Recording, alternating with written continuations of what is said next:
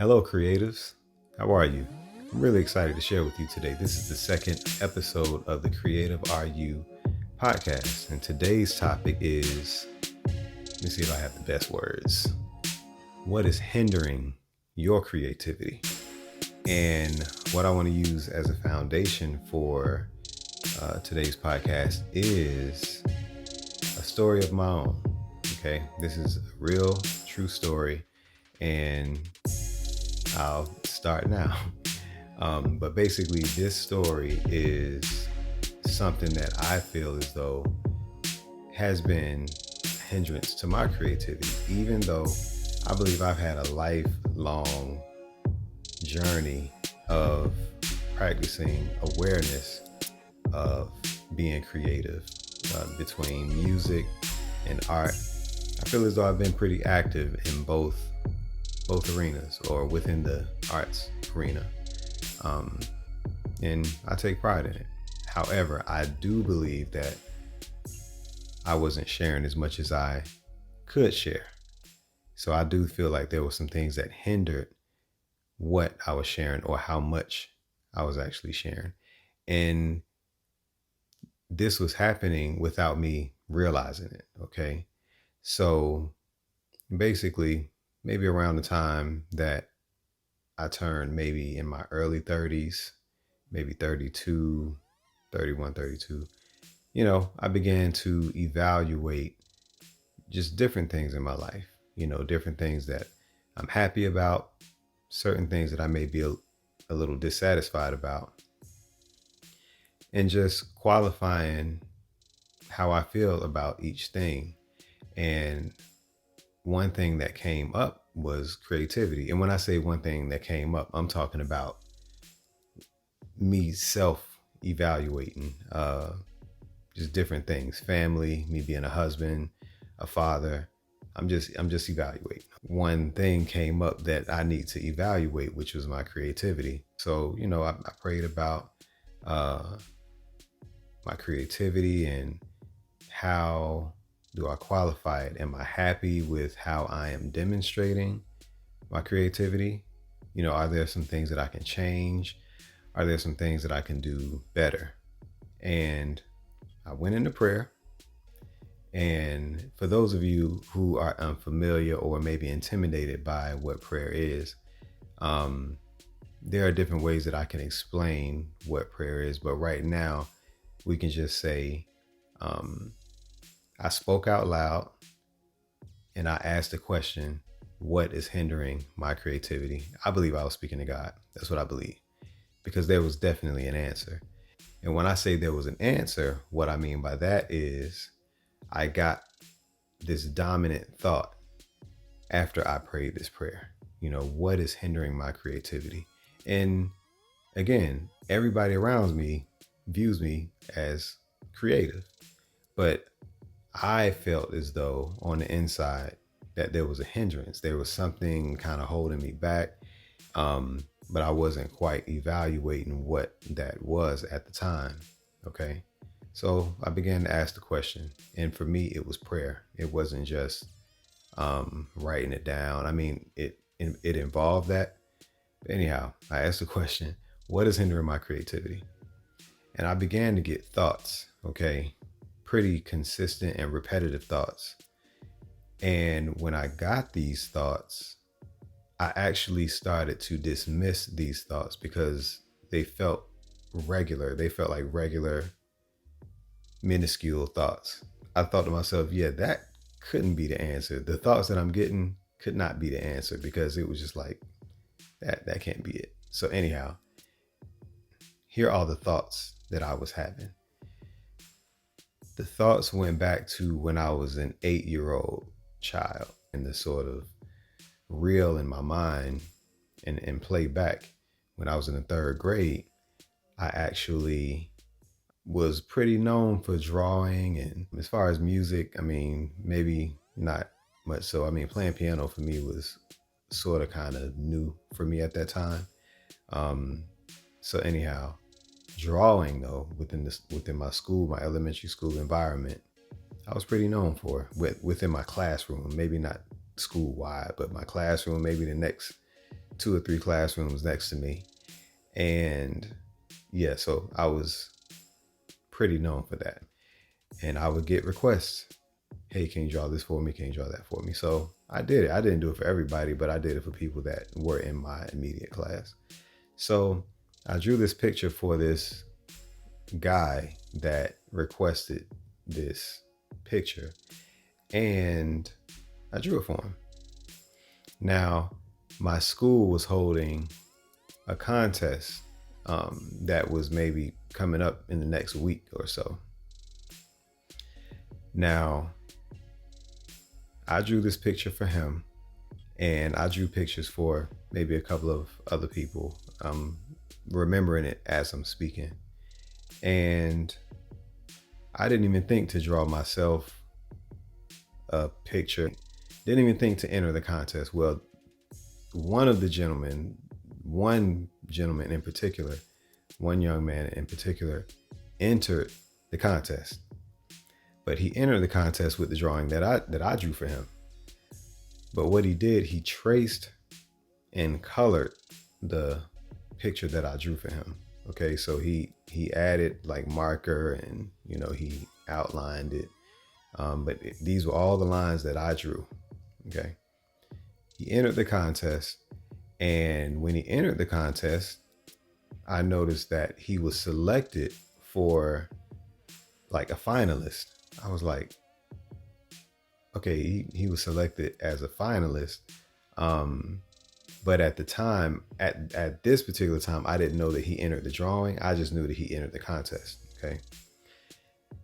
Now there was actually an event in the cafeteria or the auditorium or cafetorium, whatever you want to call it. Some schools call it a different thing, but the big room where sometimes lunch is held, but also plays are done. There's a stage in the cafeteria in the same place where lunch is held. So an event was held there. The contest was actually held in that particular room, and his name was called. Okay. And when he walked up on the stage, with the drawing that I drew, and he was standing there with the drawing that I drew. Okay. All he did was color it, and he was standing there with it, holding it up just like this, smiling. I was like, and me being an 8-year-old, okay, obviously these are our developmental years. Me being an 8-year-old, and I'm in the middle of all these people, and these different names are being announced, and it's quiet in the auditorium, and I want to tell a teacher. I want to say, hey, that's my drawing.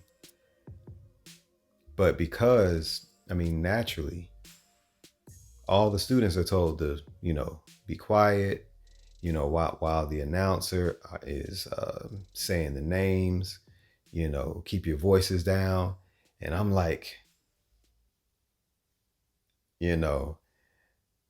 wanting to say something, but I felt like I would be out of line to say something at the time. So, yeah, I pretty much kept my mouth shut. And again, as a child, we don't always know how to do these things. And some people, as a child, they may overdo it. We may not always have the right way to do any particular thing. But at that time, that was what I did. Okay. So that's what happened. I didn't say anything, but I just know I wanted to say something and I didn't. Okay. So mark that. I wanted to say something, but I didn't.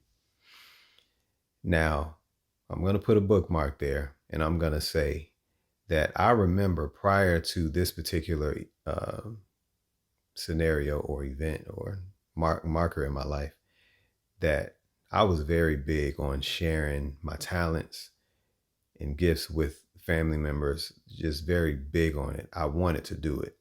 And me thinking back at it as a 30-something-year-old man, I noticed that, wow, after that event, I started to not want to share as much. I still did art. I still wanted to do music. I still had a passion for it. still love to be creative, but I sort of withdrew sharing a little bit. I did it some, but it was like this fear of somebody disrespecting my gift, or fear of someone making a mockery of my gift, fear of someone perverting what I'm putting out. Okay. I just noticed that. And I didn't think about that from the time that I was 8 all the way up until I was probably in my 20s. And then I really gave it more serious thought in my 30s, because I didn't think it had anything to do with me today. Now, let's go back to that event. Okay. This gentleman won that contest with my drawing, and he won a bike. So not only did he win, he won with my drawing, and he won a bike. Okay.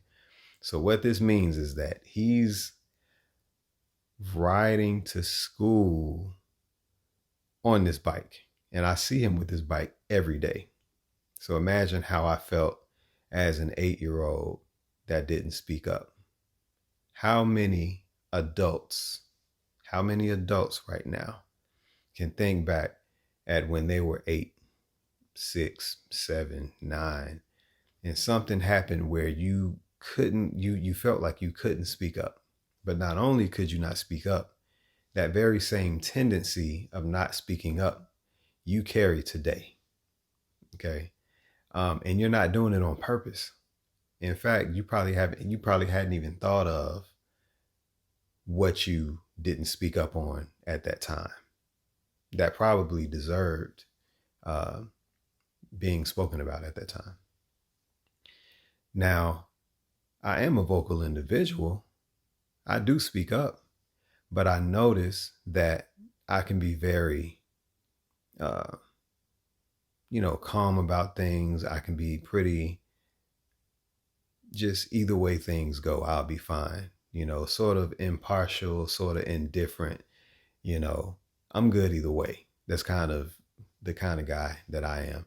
And I'm not going to attribute that totally and solely on that particular event, but that event made me evaluate that tendency of mine, and it made me want to be more deliberate about speaking up, and not only speaking up, but also sharing my gift. So a lot more lately, I have been making more efforts to share my gifts, and because I know what that event potentially did to me as a child, it was very subtle and just remained consistent in my life for all those years. And I never evaluated. I didn't know to evaluate it. And I'm a pretty reflective individual. I'm very big on it. I'm very big on taking inventory of my life. And this was just something that I didn't think about. And I'm thankful that I evaluated it, because I saw how that particular pivotal moment informed every single moment after that, when someone would ask, Kesheaf, would you draw this for me? Or will you play this song for us? And I was very reluctant after that. I didn't want to do it as much. There were times here and there where I would do it, but I was very reluctant. And I didn't tell anybody. In fact, I didn't know why I didn't want to do it. It's almost like that thing happened, that, contest happened, and I totally just forgot about it. I had put it out of my mind, and I didn't even know that I put it out of my mind.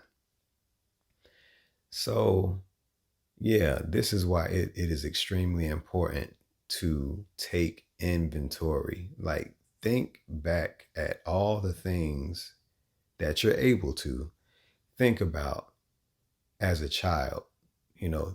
Think back, like, just bring up whatever you can bring up. All right. Because I strongly believe that individuals that consider themselves to be non-creatives were creative as a child. I believe that all children are creative, but something happened along the way that convinced you otherwise.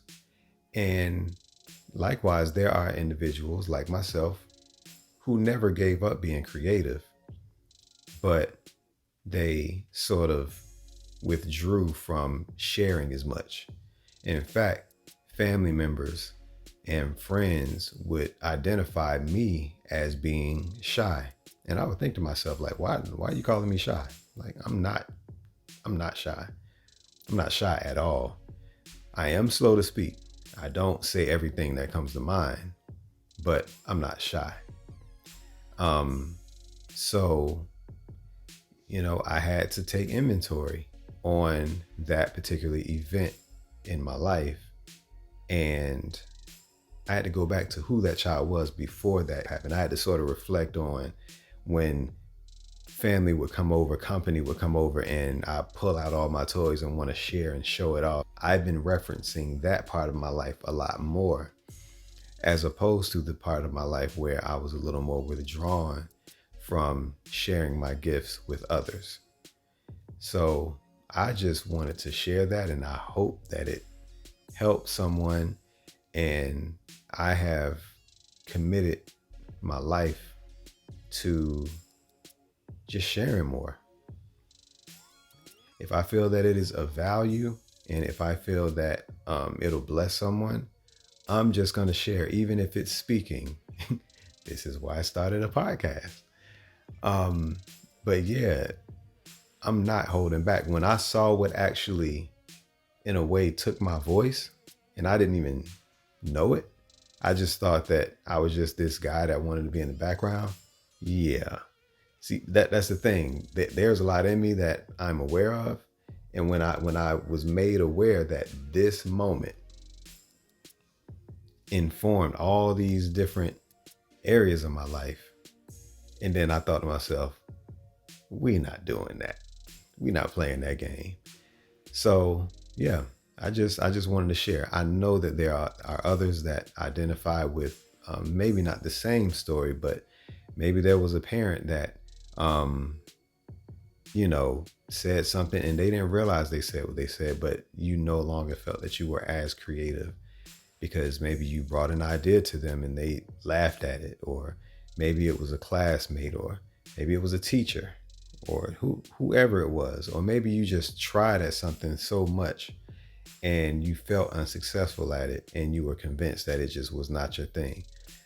Maybe that particular thing is not your thing, but it doesn't mean that you're not creative. Continue to try new things. All right. You are creative. Don't let anything that you may qualify as a failure convince you that you're not creative. No matter what happens, you're creative. One reason that you are creative is because you were created by a creator.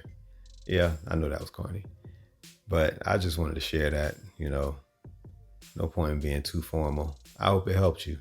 So, check this music out.